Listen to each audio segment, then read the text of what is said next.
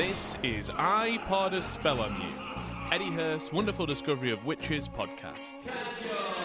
This episode, we're joined by Cerys Bradley, who has some calendar concerns.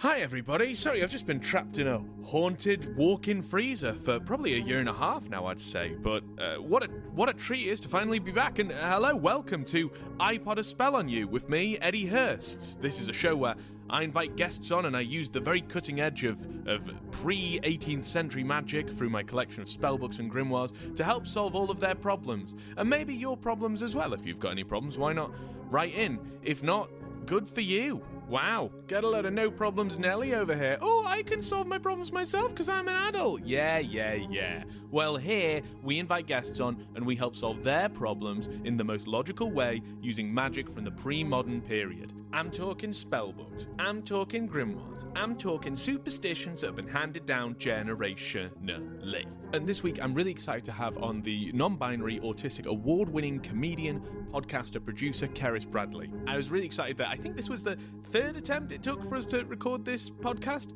It's no fault of either of us, more like technological curses or Wi-Fi not working or one of us getting the wrong date, which is really useful that the problem Cerys brought for the show was that they need to get better at working their calendar, and that's something that I also need to do. So whilst I hope this works for Cerys, I also hope that I can then use it for me. You might know Cerys from Comedy Central Live, where they did a set on that, or from their 2019 award-winning show, Sportsperson, which was about being autistic and non-binary and trying to find your tribe within sports and playing sports. I really enjoy talking to Cerys just in general, but in this chat in particular because they're so thoughtful and eloquent on sort of the lived experience of neurodivergence and of queerness and of how you can try and make an accessible, welcoming space for people from different backgrounds that invite folks to come along on the conversation whilst at the same time protecting and making people who are already part of it comfortable and feel like they're acknowledged. And I guess ultimately what accessibility means when you're considering all of those things and what that constantly changing way of trying to make a space comfortable for everybody and how you go about doing that. So it's a really great chat and I can't wait for you all to listen to it. Just before we dive in, I wanted to do a few updates. One, we're back. We're doing some episodes every Wednesday, weekly. We've got new guests coming on that I'm really excited to have had chats with and share with you. Now, keen-eared listeners may have noticed I said Aaron's episode was going to be next on the last episode. Aaron's episode is recorded. We've got it all edited. It is ready to go. But I'm gonna space it out in a little bit because I wanted to get some people who have shows at the Ed Fringe on first so that you can start planning. I know people have their spreadsheets if there are any Ed Fringe fan listeners in. And Aaron won't be up this year, whereas these guys are, so I wanted to let you know about it. So Cerys' show is Cerys Bradley's Queer Tales for Autistic Folks. It is at 2:45 every day, Underbelly, Bristow Square, Daisy.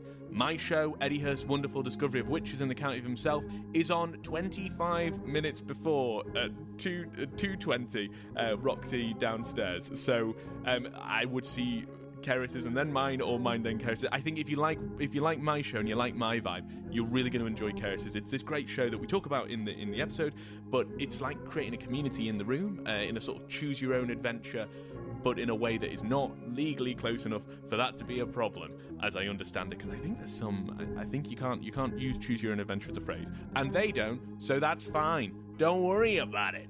Thank you so much for listening, and please, if you haven't already, do consider subscribing, reviewing, rating the show, and just telling people about it. Why not? The more people that listen, the better. And thank you for your time, and thanks for your patience in getting these episodes out.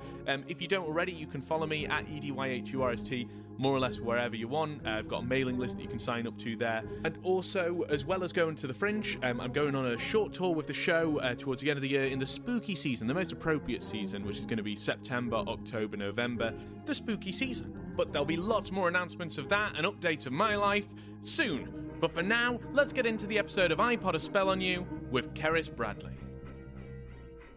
We're here in an old cave. Whoosh. The storm's outside. The fire is lit. And who is this I see across the flames, whose face flickering in the light. You there! Who, what, why? My goodness, it's Cerys Bradley. Have you done that intro for everyone? How did you feel about it? I thought it was actually very captivating. For a second I was like, I was transported right there to the cave. And it was quite disconcerting. Good. Well, that's what we aim for in iPod A Spell on You. Just because this is not the first time that we've tried to record this podcast, and the last time that we tried doing it, you didn't do that intro, and so it did throw me slightly. So for a bit of behind the scenes for listeners, me and Cerys were recording an episode of this podcast last year, maybe 2 years ago now, for the first series. And I did it in a studio that I assumed I'd have Wi-Fi access. I didn't. And then my phone data ran out halfway through it, I think. And then we nearly recorded it again another time, and then a battery ran out. And it did feel at one point like I was cursed when it came to us having a podcast, because also when you invited me onto your show. Yeah, it took us 3 attempts to record that one also. Yeah. Which didn't help in my my paranoia that I was a podcast curse. I don't know what god of technology you've pissed off, but you need to make a small sacrifice. Yeah, what do you sacrifice to the god of technology? I think one AirPod. Oh, just one. Okay, all right. Do you smush it? Do you get it in your hand and go? In the wash, maybe? Oh, yeah. Although I have a number of times actually washed my headphones, and I wouldn't recommend it, but they've made it. They've made it through. One day you're going to plug them into your phone and they're going to electrocute you. Or it just sounds like everything's underwater, like all the music. Hello, my name is Cerys Bradley. I am a comedian and writer and currently maths teacher. And I do alternative comedy, often about autism and genderqueerness. And Eddie has been very helpful for my current show, which is called Queer Tales for Autistic Folk, a storytelling, semi-improvised comedy show. I would describe it as being on at 2:45 p.m. every day at the Edinburgh Fringe.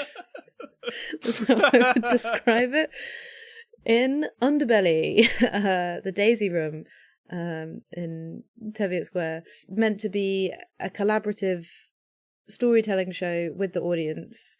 And the thing that I was very interested, the puzzle I was very interested in solving when making the show was, how do you make audience interaction as accessible as possible? Because I think as an autistic person, I've had a number of frustrating and confusing audience interaction experiences as an audience member.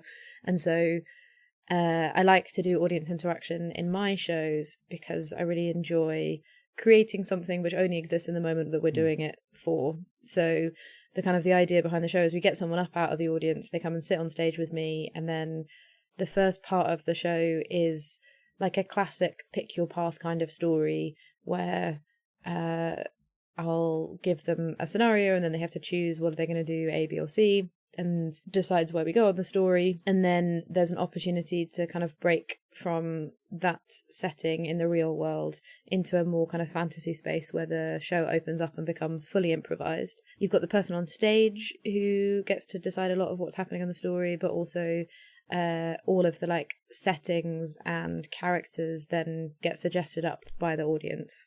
And so we end up telling the story together. It sort of is loosely about the experience of getting an autism diagnosis. But I think the more that I've been doing it, the less the show has become about anything other than what it becomes about, in the room, and the fun kind of story that we can tell with everybody who happens to be in that space together. I find that saying what happens in that room stays in that room as a as a way that is really yes, great and really exciting. And I think as an audience member is a really special thing to get to be part of. But it's also really funny to think of it like that, in the sense that even 15 years ago, I guess, when we started looking at being oh, I'd like to do comedy. What does the world of comedy look like? I'd love to think about performing in the world of comedy.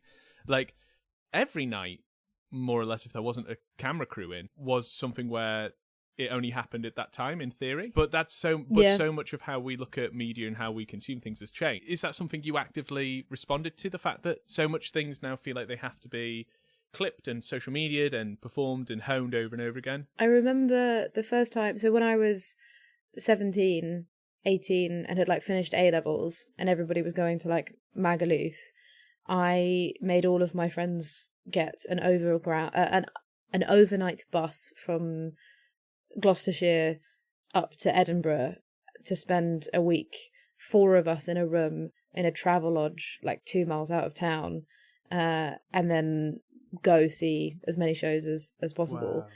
And I remember seeing a comedian, he did like a 10-minute in a mixed bill, and everyone in the group really liked him, and so we went and saw his hour-long show off the back of that. And there was a moment in his set in the mixed bill where he said something, and then it seemed to occur to him perfectly in the moment, like another joke, and like throw this line completely off the cuff. And it didn't feel like this was jokes that he'd written, and there was like a little bit of audience interaction built into that, and seemed like he was just coming up with everything in the moment. And then we went and saw him do his full show, and beat for beat he did the exact same thing. And that was my first time being like, oh, these people this is a performance? What? This isn't just someone like chatting. Yeah. Like these thoughts aren't like occurring to them. And I like obviously knew what jokes were, the idea of constructing a joke, and that if someone's doing 5 minutes of stand-up, but I always much preferred the kind of storytelling thing where it felt like you're with your friend in the pub. And for the like rug to be ripped out underneath me and realize that is also an act, it really cut me deep actually. And it's interesting because I mostly do alternative comedy nights. Every so often I'll do like a club gig, and I'll see people who, like, I remember seeing the first time that they performed where they were just telling a story to the best of their ability, and now they have, spent 4 or 5 years on the club circuit, and they are so polished, and everything that they say is a perfect self-encapsulated joke, and the beats are all there, and they could perform exactly the same to an empty room as they could to a crowd full of people and they've got that kind of like confidence and quality with their material. And it's a skill that I am very impressed by, but know that I will never ever have. And so I'm much happier in my sort of like world of, because it is mostly improvised, everything is off the cuff. That doesn't, like, probably there are like better jokes out there if that's what you're trying to do. But I think if you've got a room full of people who they really want to get involved, they really want to participate, and they do love that something is being made. Like, I think particularly if you're neurodivergent, this thing that I like, we're all making it together, and we're making it specifically for the people in this room. And so much stuff that you have to watch if you're neurodivergent is not only not made for you, but is like, even like so much like autism content out there. Like, so much of it is about how do we educate neurotypical people about what it means to be autistic, like. I remember writers like seminar. Oh, so you want to write your first comedy script, and listening to these old script writers talk about how like Big Bang Theory is so great because even if you've run out of ideas, you can always fall back to making a joke about disability. Like, you've always got that in the back pocket to make sure that you can like fill all of your content. And like, so much comedy is such an uncomfortable space. And so it is like, the thing that I care about right now with the work that I'm doing is this is not only made specifically for people who are neurodivergent. This is made just for the 30 people in the room right now. Like, that's the kind of the objective. I prefer comedy which is like, if you could just watch it on television, you don't have to leave the house, you don't have to deal with public transport, I can eat my own snacks, I don't have to be in a space with strangers who are making loud noises. So if I'm going to do all of that and put myself through all of that, like, I want something that I couldn't have anywhere else, and that's the reason why I'm seeing a live thing. Because otherwise, like, I would much prefer to be at home in my pajamas where it's just me and my wife, and I didn't have to go outside or speak to anyone. Or do that thing where you don't realise that they're asking for your ticket for the second time because you already showed the ticket, and then like you've made a social faux pas and sat in someone's seat or whatever. Like, just, if I don't have to, and then if I do that and I have the exact same experience as if I've been watching at home on the TV, like, why? How do you approach accessibility? How do you think about that, and how do you like build on that? I think that'd be something really interesting for folks to hear more about. There's like lots of different approaches, and I would definitely say that we do the best that we can, don't always get it right. But I have had, as I said, I've had like a lot of experiences myself where there were things that I didn't get or didn't like, and so definitely started there. But then also I've done, so for this show particularly, I was very lucky I got to work with Jess Tom, who is a creative and theatre maker, but also like an access consultant for theatre. And so Jess gave me a lot of advice, and we talked through lots of things, particularly around more physical manifestations of disability, which I have slightly less experience with. And so that we've just done our like access rider for the Edinburgh version of the show, so I can tell you like the list of things that we will be doing for Edinburgh and the reasons behind them. But I started thinking about this when I was doing my first show, Sportsperson. I went to see a show and it was very, very funny and it was very silly, and I was sat in the front row and I was like brought in to do an audience interaction where I had to hold an object, and the whole point of the joke was that the clown on stage didn't explain how I was supposed to be doing the thing, so it was very difficult for me to work out what he wanted. But he was very exasperated at the fact that it was obvious what he wanted, but because he was asking me to do something with the object which was not its intended purpose, the audience is supposed to be laughing at his frustration when he doesn't have any right to be frustrated. But it just like, I don't like it when audience members get put in a situation where they can't get it right. Like the whole conceit is that you're supposed to be getting it wrong. And then the object was quite heavy. And it just wasn't clear, like, he then went off and did other things, but he never took the object back off me. And so then for the rest of the show, I was like, can I put this down? Do I just have to have this on my lap for the rest of the time? And the kind of issue with it was that the rules around it weren't very clear. Yeah. And so in my first show that I did, we had some audience interaction, but at the beginning of the show, I like asked everybody if they wanted to participate in the audience interaction. So I got consent from every individual person, and that is because I was performing to very low numbers of people, and it was quite funny to do it when you've got like 8 people in the room. You can break the tension of the fact that the audience is very small by being like, it allows us to do this thing. I started with like checking in to see who wants to do the audience interaction and who doesn't. And that joke can be funny whether you've got 2 people in the audience, or if you insist that you're going to do it with all 30 people in the audience, or 40 or whatever, absolutely. And ask them all if they consent. And then having very clear rules about like what the audience participation is going to be. So this is going to happen, this is what you're going to do, and then this is when it ends.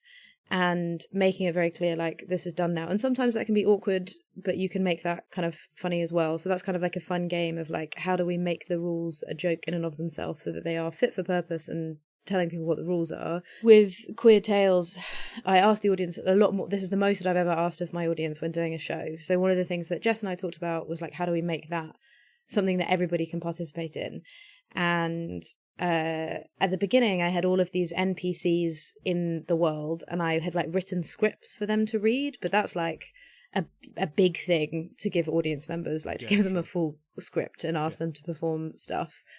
And so we talked about like, could you send those out in advance, which is something that I've seen performers do before. So Adam Larter had a very elaborate show once about the postal service where everybody got posted something before the show. So you got like instructions and things like that. Is very difficult to do on scale, and is also very difficult to do at somewhere like Edinburgh Fringe, where most of your audience have walked in through the door.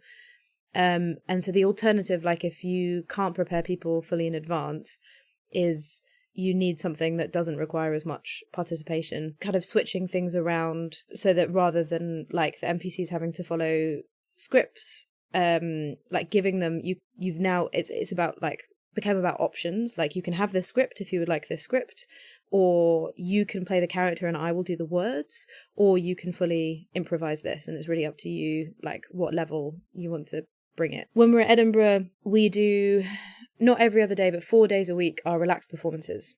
And I don't really like doing every day a relaxed performance because some people really enjoy the rules of traditional theatre and they want to go to a place where like everyone is sitting politely and listening and people aren't on their phones and fidgeting or whatever. And then some people find that intolerable. So we alternate. And then for the relaxed performances, the things that we're doing differently are, so we're going to provide some fidget toys because I've got a box full because of teaching. People are allowed to be on their phones, which I think I appreciate can be, like, I know that people don't like it when people are on their phones and it can feel like people aren't paying attention. But I'm definitely someone who, like, pays more attention when I've got something in my hand to fidget with than when I don't. And also I teach teenage children. Like, I think I'm less offended by that process. So if people need to play like a crappy game on their phone and then like listen, and that's the way that they would like to spend an hour, then they're very welcome to do that. People can leave and come back whenever they want, and no one will make a comment about that. I think the main thing that we're doing kind of differently for the relaxed performances is also just like slowing everything down. So taking longer to explain the rules of the game so that everyone is on board. Working at a slightly different pace in a way that everybody has then like bought into that. So you lose a little bit of momentum with the show, but it means that people have a better time. So we can kind of alternate on the days to cover that compromise from both directions. And I think this is one of the things with access in performance, is that it's not like we've built this model and this is how we're going to do it all the time. It's constantly changing and it's constantly responding to what the needs in that room are, and also in how you find out when you test it, because nobody, like, what is access, I guess, in like a broad sense? It's how do you meet everyone's needs all the time? I've had a lot of interesting conversations about like essentially like incompatible disabilities, which like a lot of my friends are disabled, and I think it's really important to be surrounded by like disabled people as a disabled person, and recognizing that like sometimes your needs have to come at the expense of others and vice versa. And there are like friends that I have who I will be uncomfortable around because of specific things that they do, but if I was to ask them to not do those things, then they would also be uncomfortable. And like, it is okay for two people's needs to be essentially contradictory or like mutually exclusive in a space. And you cannot make everyone happy. What is important is creating an atmosphere where the assumption is different. So like assuming that people are doing the thing that they need to be able to do, as opposed to doing something because, like, I think often what comes with people expressing themselves in like a way that is disabled, people will make classist assumptions about them, like not knowing the rules of theatre, or like intellectually ableist assumptions about them, like not like getting it, or people will get offended because they think that people aren't like trying enough in the space. And I think by labeling things as a relaxed performance and making that very clear and talking about it at the beginning of the show, you can give people like the benefit of the doubt in the way that you don't in classic. There's this writer and disability activist who I have found a lot of the stuff that this person writes to be like completely transformative. So their name is Leah Lakshmi Pipsna Samarasena, and they've written like a bunch of books about their experience as a disability activist and a like community coordinator, and then they also co-ran a disability arts collective called Sin's Invalid, and have documented a bunch of those experiences. And what I really love is like how messy the history that they portray is. They talk about all the ways that they fuck up and all of the ableist things that they've done in trying to create a space, but then also like really celebrate the fact that if you put a bunch of disabled people in a room together, like it's going to be noisy, it's going to be smelly, it's going to be like difficult to fit everyone in the space, it's going to be difficult for some people who are like easily overly stimulated for like the kind of like sounds and things that might be in the space, or the smells that might be in the space, but you really have to like you have to commit to that and like welcome and embrace that messiness. And I found it a bit frustrating in the past when I've had like, for example, reviewers come to relaxed performances and talked about the relaxed performance element and been like, it's really great that this performer is doing this and this is what a relaxed performance is, and then a couple of paragraphs later will be like, the show was really messy, as if like when you put on a relaxed performance, the objective of that is to facilitate disabled people having a non-disabled theatre experience. Like the idea is that we can just do a bunch of things, which means that we can all exist in this space as if nobody here is disabled and the show is going to go on exactly the same way. But whereas it's actually about like creating an environment in which people get to feel comfortable being disabled. And so messy can't be like a negative thing in that space, because show me like a disability that isn't at some level quote unquote messy. And so that's been a lot of it is about like just make it okay and comfortable for people to be disabled in the space, and not be like the story and the show comes above that. I think that's a really interesting part of reviewers that you mentioned as well, because when you're trying to do shows that are exploring the autistic lived experience that you have and making shows that are trying to be accessible. If I was to do like a close reading of the reviews that I've gotten for various shows that I've done over the years, my experience of it has been that like there are some reviewers that are just objectively ableist in the language that they use and the things that they say in the show that they don't like and stuff like that. And then there are reviewers who they are aware of the subject matter and they like are writing a positive review and they want to celebrate the fact that the show is about autism or other kind of similar things, but there is like an unchecked ableism there, which I think that there is sometimes still a difficulty, and it's quite multifaceted, but like struggling to see disabled performers as professional performers. And obviously it's tricky because you're in a stand-up comedy space, which I think is not necessarily viewed with the same respect as other kinds of art form. And so like maybe if I was performing a play, people would treat it differently. Like if they thought that I was an actor who maybe was performing a professional writer's words. Also, alternative comedy, often I have a load of junk on the stage, and it's very, like, how can I ask people to take me seriously as a writer and a performer when I have opened the show by playing a game of Pass the Parcel, but I am the parcel, and halfway through the reveal is that I've got a great big pair of, like, fake tits on. So I appreciate that I'm not always necessarily portraying myself as the most professional of performers. But I think that there's also like an element of it of if you have an intellectual disability, people think that you don't necessarily know what you're doing the whole time.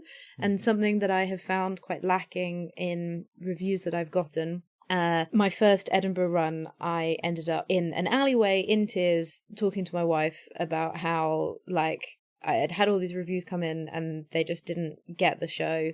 She was very patient and very kind, talking me through it. And it was because the show was about being genderqueer and about being autistic. Either the review talked about one thing or it talked about the other. It never like portrayed the show as being about two things. And my wife is queer in a relationship with me. Who would have guessed?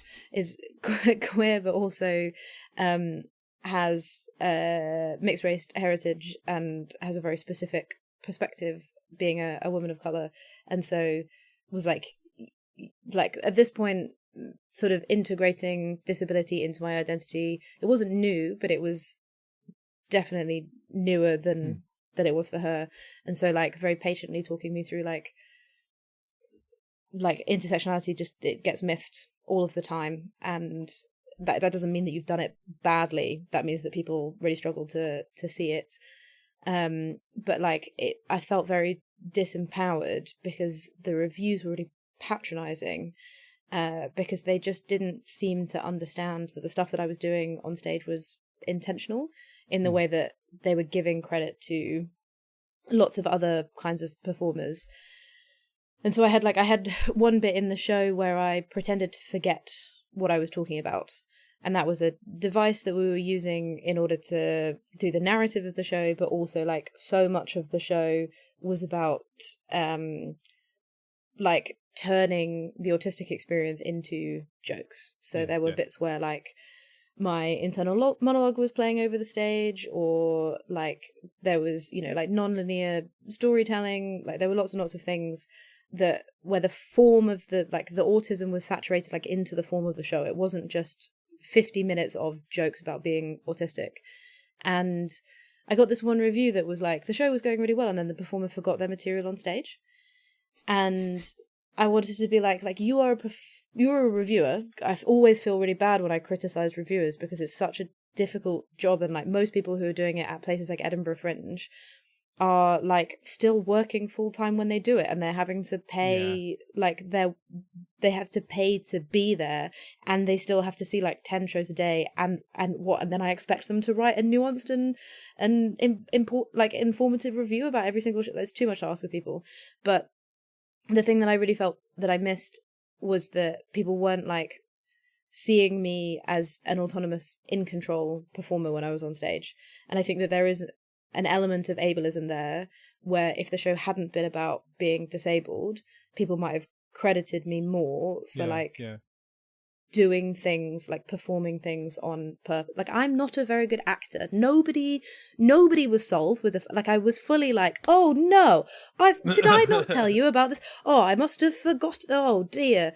So yeah, I found that quite frustrating. And then there's a publication, the Neurodiverse Review, and I got a review from them which just did get it, and it was like very healing, but also really fucks me up as well to read someone else's words where it was like, oh, you have seen the show for exactly what it is. It kind of goes on to another question I wanted to ask you, I guess, which is some of the overlap between, I think, disabled but neurodivergent and I think queerness and the way that's presented in performance and in media. Often I think that there's so much of like, this is a queer coded character, and I don't know, I feel like since being more aware of my neurodivergent stuff, I keep looking at shows and things and seeing, oh, this is like a neurodivergent, like, you know, I mean, I don't know if in Big Bang Theory actually Sheldon is explicitly said to have autism, but I certainly think that there is an exaggerated caricature of an autistic person in there.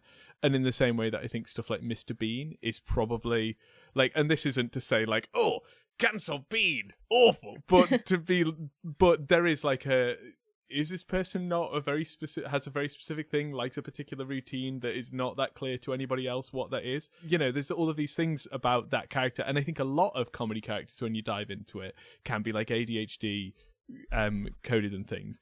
But I wonder the way that queerness is presented sometimes in especially mainstream media and neurodivergences. And I wonder if that is something, do you think there's anything in that? And also, how do you find presenting both of those on stage and separately and together? Sorry, there's about 15 questions in one paragraph. So I did a history of clown course by John Davison, which I would really recommend. When I did it, it was all online, and it was a series of lectures about the history of clowning, which I found super, super interesting. And he had all of these great clips that we watched from like loads of archival footage of clowns.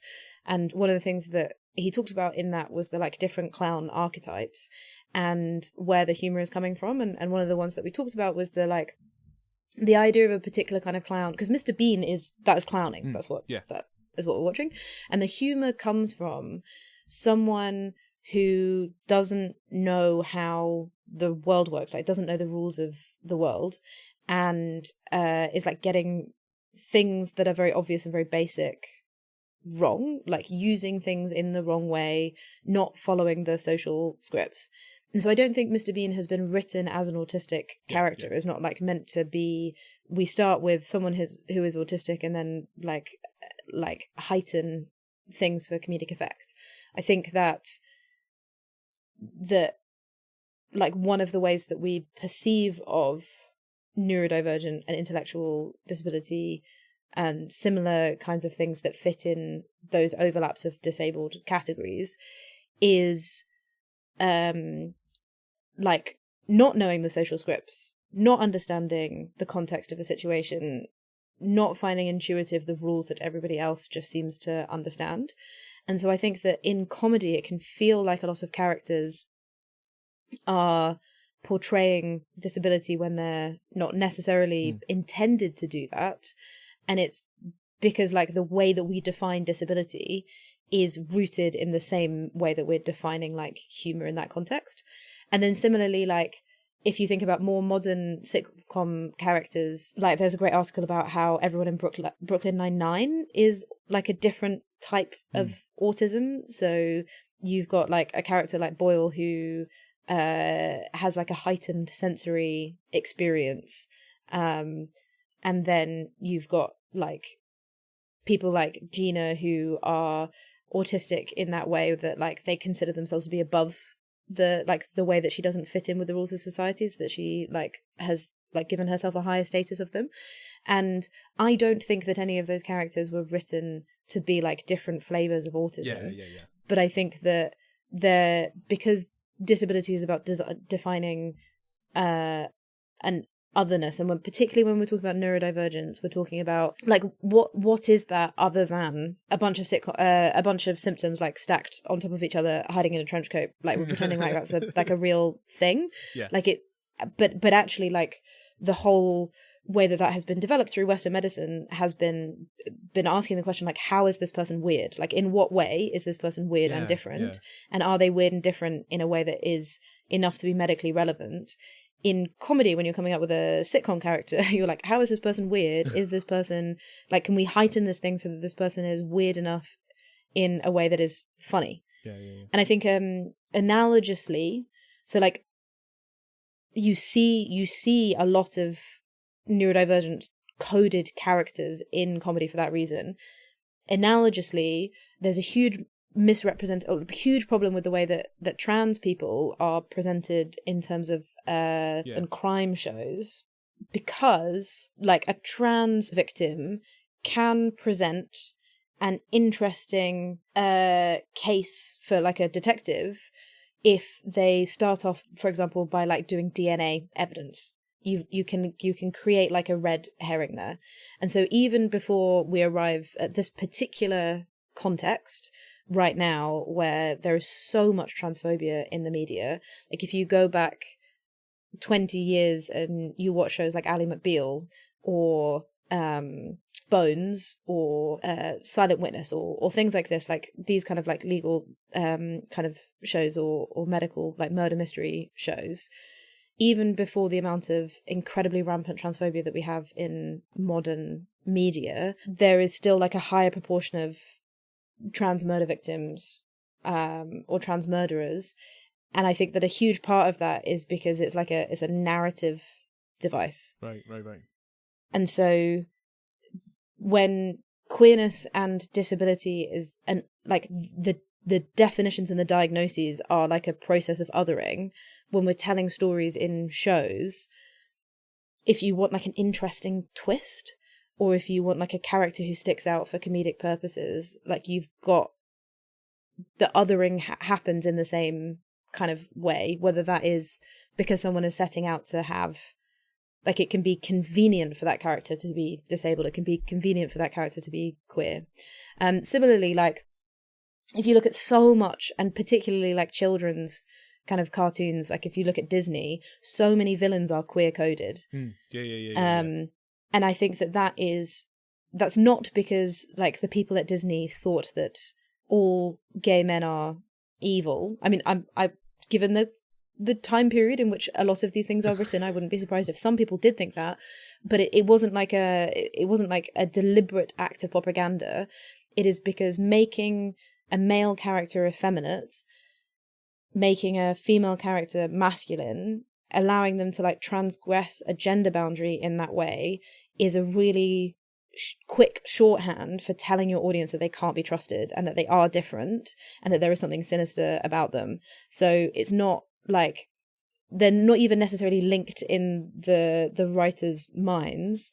If you want someone to stick out, then you heighten specific parts of them, or you other specific parts of them, and then like what is neurodivergence and what is queerness by definition, if not like an othering that like cuts you from the rest of the community. Yeah, that's what a great, amazing. Wow, so much. Thanks, Cerys. Great answer. But also really interesting, like I think there's such a dearth of active representation as well, that I think there is that temptation for people to relate to characters that just present things. And like you said, I think, we do live in a world that is ableist. We do live in a world that is homophobic structure in a wide societal sense, whereas there is that interest. There is like a lot of online stuff like, gotcha, ha, you thought this and you said that, and therefore that's and it's not that shouldn't, it's not a worthwhile conversation to criticize someone for how something is represented, but it's like you said, that if you've asked somebody who doesn't know an awful lot actually about communities that they're taking characteristics from and aren't actively aware of it, then they're actually just revealing something about society that we all think, maybe, in some ways. I say we all think, but I mean the general thing thinks. The sort of collective consciousness. Yeah. And it can be like when the thing that you're doing like reinforces that collective consciousness, then it feels like, sometimes it feels like a better story. It's something that I find very interesting with like going to watch because I watch lots of stand-up, which is about the disabled experience, which is about the neurodivergent experience, which is about queer experience, and something that I've come to observe is that often a better reviewed show, like the better a show is reviewed, the less I'm gonna like it, if it's being reviewed by kind of like mainstream kind of because like a story that fits with what everybody else already thinks like is an easier story to tell, but when what everybody thinks is on some level racist or misogynistic or transmisogynistic or transphobic or whatever, and you can see that because the form of comedy is all about the setup and the reveal. Like you have to have something where people think they know what the answer is, and then there's a reveal which like surprises or tricks. And when that can be quite difficult when you're talking about something like autism, and particularly when you're marketing yourself towards like a non-autistic audience, often the things that they're going to laugh at are secretly confirming the things that they think about that disability in the first place. And so like the fact that you have autism becomes the trick or the reveal, and it becomes the punchline, and that can be really uncomfortable to watch. Yeah, because I think a lot of it is, like you said, is playing with preconceptions in it. And when you are trying to, and I think this is maybe an interesting thing I think about, to your credit as a performer, and one of the things that's exciting about you, but also as you describe yourself as an alternative comedian, it is that part of what you're creating is producing an alternate viewpoint. Like, I know that the word alternative comedy is such a broad umbrella and doesn't really mean anything, but also means quite a lot of things, actually. Could you please think about it like that? Much like autism, much like ADHD. Yeah, and it's that you're bringing... I think one of the things that for me as well with alternative comedy is that it's an alternative. You're presenting something alternative in either the form of comedy, in the way that comedy is presented, but also ideas and thoughts and what people's lived experiences. And that's always the stuff that, to me, I'm more interested in watching, is stuff that actually shows me a new way to think about something. And that's what I like sometimes in clowning, is that like presentation of something, that bending the rules of what societal expectation is. And I guess you need some sort of fundamental bit of societal expectation in there, but that doesn't mean you have to then revert back to accepting that point of society going, oh, and actually, that was all right. No, you were correct. I'll get back here now. Thanks. I think I definitely have been on like my, I was about to say my autistic, I wasn't even going to say that. I was going to say my artistic journey.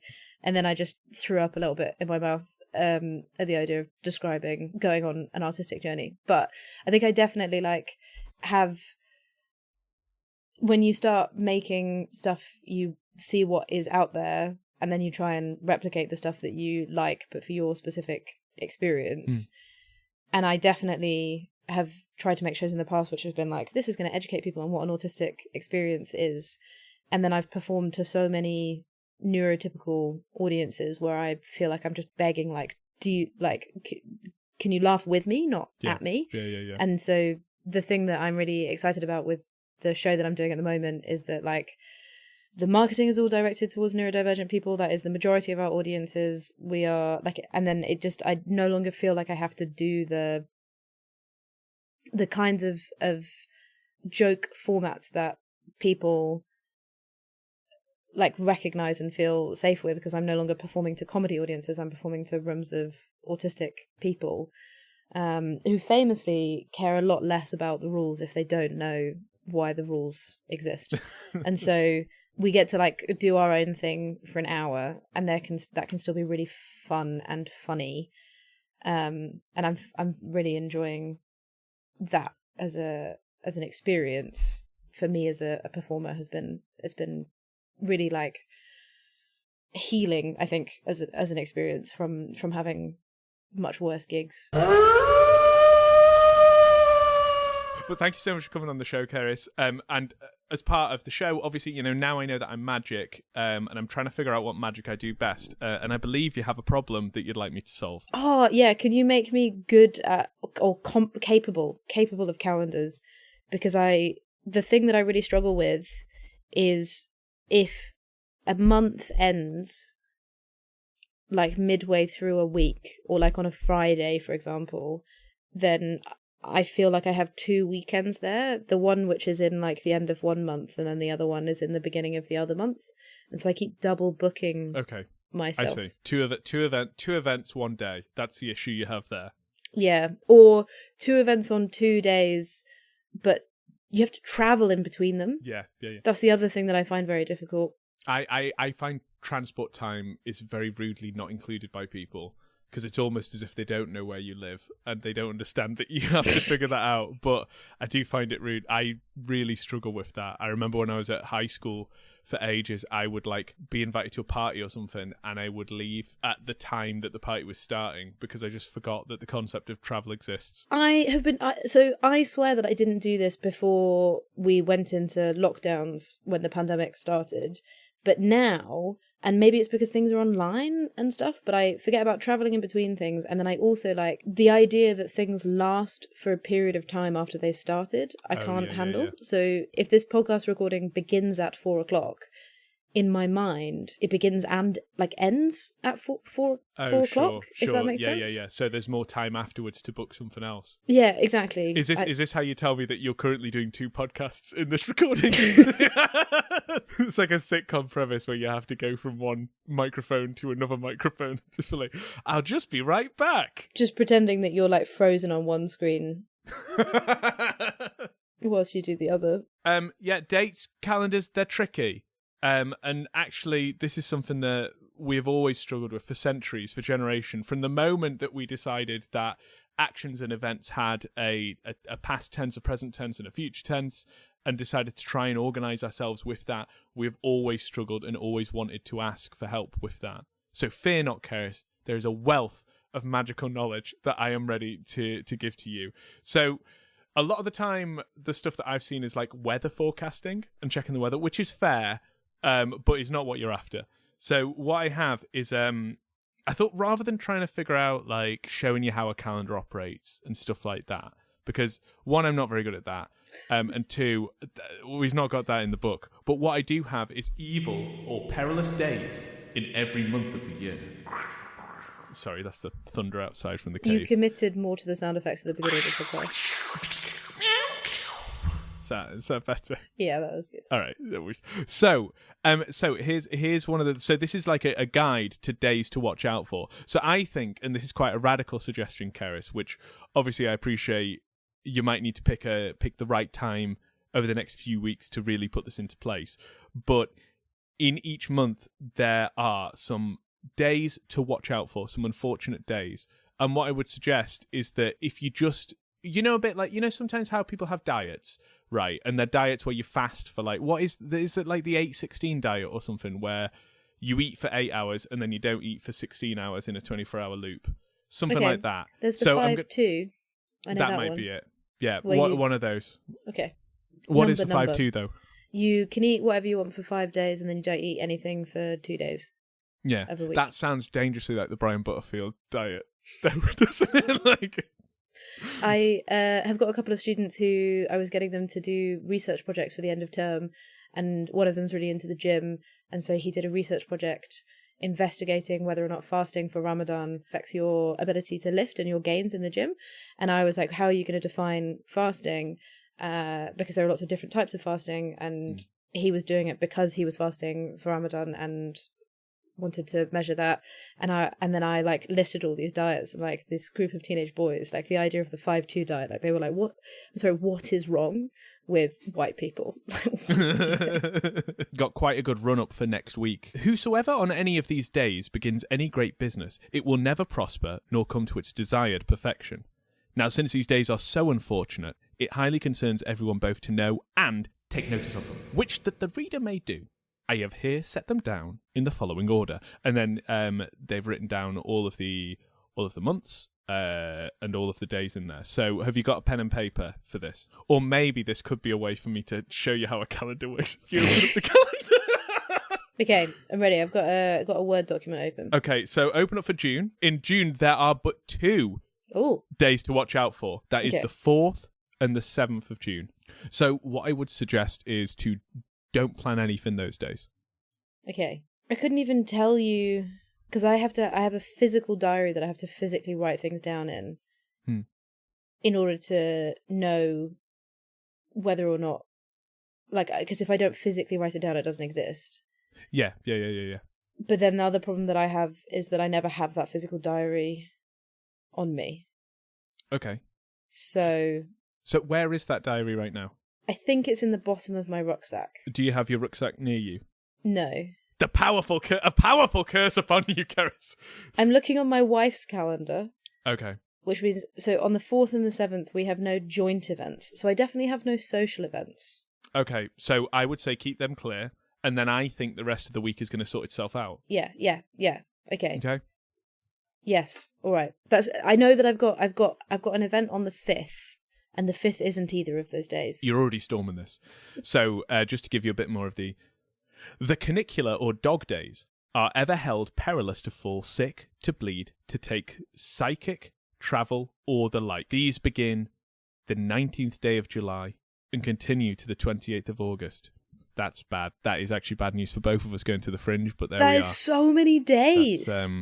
Yeah, they're perilous to fall sick, bleed, or take physic, I think it is. But it's spelled psychic. I'm not going to think too much about it. Travel or the like. I thought the dog days, there's that song, I thought the dog days were over. August 29th. Dog days are over. Is there a 29th of August? This is... Yes. That one I know. I know how many days there are in all of the months because I have the knuckle method. What's the knuckle method? It's when you put your, like if you ball your fist and you put your hands together, and then it doesn't matter which side you start on, but you start on a little finger, and then you go, you count your knuckles and then the gaps between your knuckles. So January, February, March, April, May, June, July, August, September, October, November, December. And if the month lies on a knuckle, 31 days. And if it lies on a gap between the knuckles, 30, or in the case of February, that's when you've got to remember, 28 or 29. Whoa. That's really useful. It's good. So we've already got the knuckles. But what I would say is just do keep the 4th and the 7th absolutely clear. If you keep those clear for the next week, and then if you can report back on whether you feel like you're more in control of your diary and your calendar, that'd be great. A strong gust blows Cerys out of the cave, and they are away. I've not thought of an exit one. I liked it. Maybe over the course of the series, that'll be one of the bits for the listeners to come back and hear, is if I've figured out a way to bring in the context of an exit as well. Cerys, thank you so much for coming on the show. I hope that helps you. Please do let us know in a week or so how you've gotten on with diary keeping now that you know some of the days in this month to watch out for. Is there anything that you'd like to let folks know about? Where can they follow you? What are you up to at the moment? I am going to Edinburgh Fringe with my show, so I'll be there for the whole month. But then to get ready for that, I'm doing lots of fun and exciting preview shows, which I don't remember when they all are because I booked them ages ago. But I know that I'm in Hastings on the 14th of June, and I know that I'm at the PBH Free Fringe Festival, which is a very pre-Fringe. I hope they've gone for that pun, a pre-Fringe festival, which I'm on the Sunday, which I think is the 22nd, maybe, of June, and that's a very cool festival. If you're in London, it's in South London, and it's a bunch of people who are doing fringe shows, and they're running it like PBH run the Edinburgh Fringe. So it's in sometimes unconventional venues, and it's free, and you can pay the performer on the way out after you've seen the show. I'm on Instagram. My handle is #Cerys, and then you can also subscribe to my newsletter via my website, cerysbradley.com, and that is a monthly newsletter where I work on creative writing. You get like a little short story every month. I've just started a new one, which is serialized. It's a science fiction story. So if you sign up now, you'll have missed 2 episodes of it, but I can always send you them so you can catch up. Amazing. Thank you so much for coming on, Cerys, and I will speak to you soon. Yes, thank you for having me. Goodbye. And there you have it. Thank you so much, Cerys, for coming on the show, and I hope you've all enjoyed listening to it. Like they said before, you can follow them at #Cerys on most of the social media sites that they're comfortable to be on. They also have a mailing list that I would recommend you follow. I'm signed up to it. I really enjoy reading all of the stories that they are sending out, and do see their show, Queer Tales for Autistic Folks, that is on at 2:45 every day at the Edinburgh Fringe in August with Underbelly, Bristow Square, Daisy Room. And you can book tickets now for that. I'm assuming if you're listening to it in 2025. If not, you probably missed it. I'm sorry, but maybe it's recording, or maybe it's on tour. Who knows? The future is a foreign country. I don't know if that's true or not, but it feels right to say. So, also, if you want to, you can book tickets for my show, Eddie Hurst's Wonderfull Discovery of Witches in the Countie himself. That's 2:20, Roxy downstairs. Look, I know it's a lot of marketing bump, but also that's life in the art industry. That's life doing this stuff, you know? That's life. And now, let us go to see if the spell helped Cerys.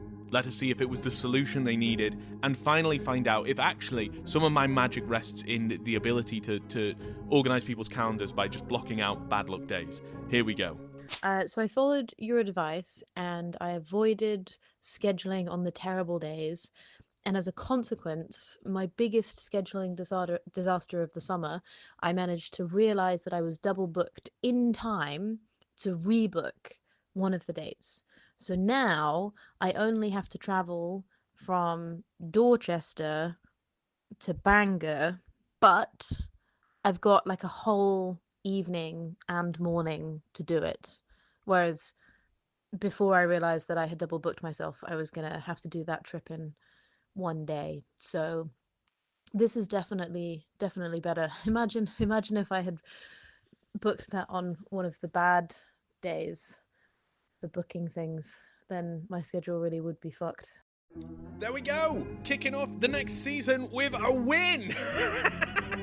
Amazing. Well, actually, as a new thing, we've got a new success jingle as well, so here we're going to play it now. I think that's a pretty resounding success. I mean, I guess I didn't do much more than just reading what was written in the book, but, you know, isn't that what the word spells comes from? Spelling? Reading the spelling, the words in front of you? Yes, it does, thank you. Yes! That's it is an intense jingle. Yeah, it is an intense jingle. But you know what? I'm quite an intense man. So there you go. But thank you once again to Cerys for joining us, and to you for listening, and for your patience in the gap between the last episodes and these ones coming out. If you'd like to find out more news about what I'm up to, you can go to eddiehurst.co.uk and sign up to my mailing list, or follow me on social media at EDYHURST on most of the ones. You'll find me there. If you've enjoyed the show, please do subscribe, like, rate it, share it with your friends. It helps get more people in. It helps us make the podcast something bigger, and I do really appreciate that. And if you would like to support me in making this show and the podcast, I do have a crowdfunder for Ed Fringe and tour costs for the end of the year, which does indirectly support this too. So thank you again. I shall see you on the morrow. By morrow, I mean next Wednesday. The calendar thing didn't help me, as we plan another grand and powerful spell on this I Pod a Spell on You. Farewell and good night, or good afternoon, or good morning. I've done the opposite of a Truman Show goodbye, haven't I? But I don't know when you listen. That's between you and your earphones. All right, I'm going. See you in a bit. Bye.